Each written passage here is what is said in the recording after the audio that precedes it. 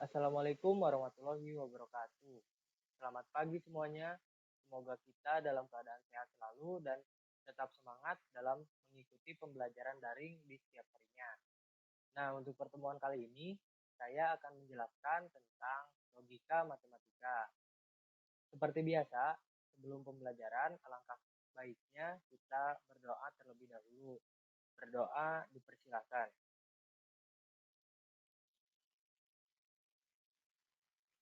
Berdoa dicukupkan. Langsung saja kita ke materi. Saya akan membahas 4 materi utama. Yang pertama ada kalimat pernyataan, yang kedua ada kalimat terbuka, yang ketiga ada negasi atau ingkaran, yang keempat ada pernyataan majemuk. Nah, di pernyataan majemuk ini sebenarnya terbagi menjadi 4 macam lagi. Yang pertama ada konjungsi, yang kedua ada disjungsi, yang ketiga ada implikasi, dan yang keempat ada biimplikasi. Namun di pertemuan kali ini saya akan membahas tentang konjungsi dan disjungsi terlebih dahulu. Nah, langsung saja ke yang pertama, yaitu kalimat pernyataan. Kalimat pernyataan ini adalah kalimat yang bisa berarti benar atau bisa berarti salah. Contohnya seperti Jakarta adalah ibu kota Indonesia. Benar pernyataannya. Atau contoh lainnya, 2 adalah bilangan genap. Benar, karena 2 adalah bilangan genap. Kemudian ada Medan adalah ibu kota Jawa Barat. Sebuah pernyataan namun bernilai salah, karena ibu kota Jawa Barat itu bukan Medan. Nah, lanjut ke kalimat terbuka. Kalimat terbuka ini merupakan kalimat yang belum diketahui kebenarannya, jadi memerlukan pengamatan lebih lanjut, atau bisa juga berarti yang memiliki sebuah variabel, jadi belum tentu itu benar atau salah gitu. Contohnya 3x ditambah 2 sama dengan 11. Belum tentu 3x ditambah 2 itu sama dengan 11. Jadi harus dibuktikan terlebih dahulu. Atau yang kedua ada A disebut sebagai kotak kembang. Nah, di sini ada variabel A. Jadi belum tentu gitu kota A itu disebut sebagai kotak kembang. Nah, lanjut ke negasi atau ingkaran. Negasi atau ingkaran merupakan sebuah pernyataan yang nilai kebenarannya berlawanan dengan pernyataan sebelumnya. Jadi misal ibu sedang makan, negasinya berarti ibu tidak sedang makan, seperti itu. Nah, ini tabel kebenarannya. Keterangan pada tabel ini, yang P itu berarti pernyataan sebelum pernyataan awal. Negasi P itu pernyataan lanjutnya, pernyataan ingkaran. Nah, di sini ada B dan S. B itu merupakan pernyataan dikatakan benar, dan S itu pernyataan dikatakan salah. Nah, di sini ada contoh juga. Misal P-nya atau pernyataannya, ayah pulang pukul 19.45 tadi malam. Negasi dari P berarti ayah tidak pulang pukul 19.45 tadi malam.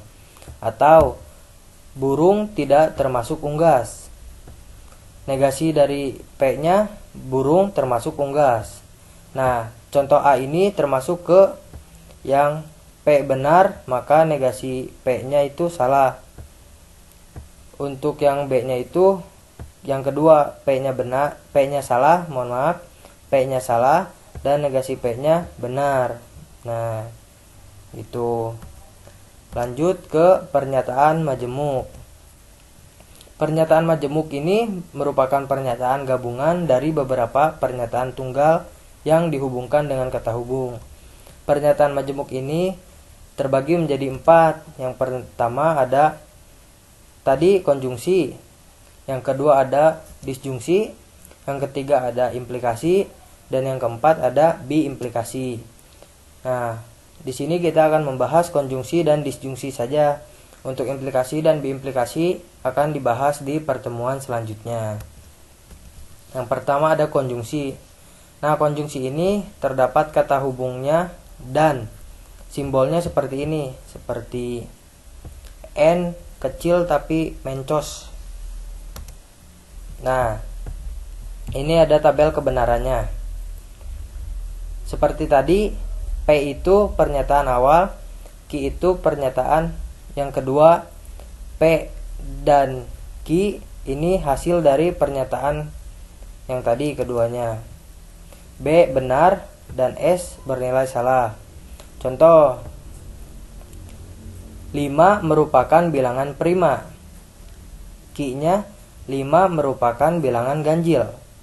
Maka P dan Q-nya berarti 5 merupakan bilangan prima dan ganjil. Pernyataan bernilai benar karena 5 memang bilangan prima dan bilangan ganjil. Nah, ini termasuk ke contoh yang pertama yang semuanya benar. Kemudian bagian B ada P-nya itu 5 merupakan bilangan prima, Q-nya 5 merupakan bilangan genap. P dan Q berarti 5 merupakan bilangan prima dan genap. Pernyataan ini bernilai salah. Kenapa? Karena 5 merupakan bilangan prima namun bukan termasuk bilangan genap. Nah, jadi pernyataannya salah. Nah, di sini salah kan? Sama. Selanjutnya adalah disjungsi. Kata penghubungnya atau disimbolkan dengan V. Di sini ada tabel kebenarannya. Jika P-nya benar, Q-nya benar, maka P atau Q benar. Jika P-nya benar, Q-nya salah, maka P atau Q benar. Jika P-nya salah, Q-nya benar, maka P atau Q benar. Jika P-nya salah, Q-nya salah, maka P atau Q salah. Contohnya, yang pertama ada Tasikmalaya berada di Jawa Barat. Pernyataan keduanya Tasikmalaya disebut kota santri. Maka P atau Q adalah Tasikmalaya berada di Jawa Barat atau disebut kota santri. Pernyataan bernilai benar. Yang B-nya Tasikmalaya berada di Jawa Barat, Tasikmalaya disebut kota hujan. Maka P atau Q Tasikmalaya berada di Jawa Barat atau disebut kota hujan masih bernilai benar, seperti di tabel kebenaran ini. Walaupun disebut Tasikmalaya bukan disebut kota hujan, tapi Tasikmalaya masih berada di Jawa Barat, maka pernyataan masih dikatakan benar. Atau contoh lainnya untuk lebih mengerti, misal Andi diharuskan membawa apel atau tomat. Nah, ketika Andi membawa keduanya, maka Andi dinyatakan benar. Ketika Andi membawa apel tapi tidak membawa tomat, Andi masih dikatakan benar, tidak apa-apa. Jika dikatakan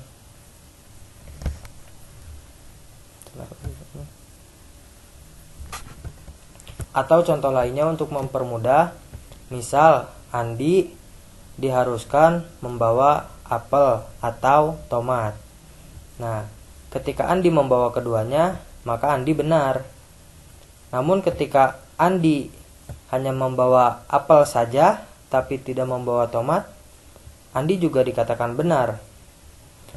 Ketika Andi tidak membawa apel namun membawa tomat, Andi juga dikatakan benar. Namun jika Andi tidak membawa apel ataupun tidak membawa tomat, maka Andi dikatakan salah atau melanggar aturan. Seperti itu untuk mempermudah di tabel pernyataan ini. Alhamdulillahirrabbilalamin, pembelajaran telah selesai. Mohon maaf jika terdapat kekeliruan atau kesalahan dari saya dalam penyampaian materi. Terima kasih atas segala perhatian. Wassalamualaikum warahmatullahi wabarakatuh.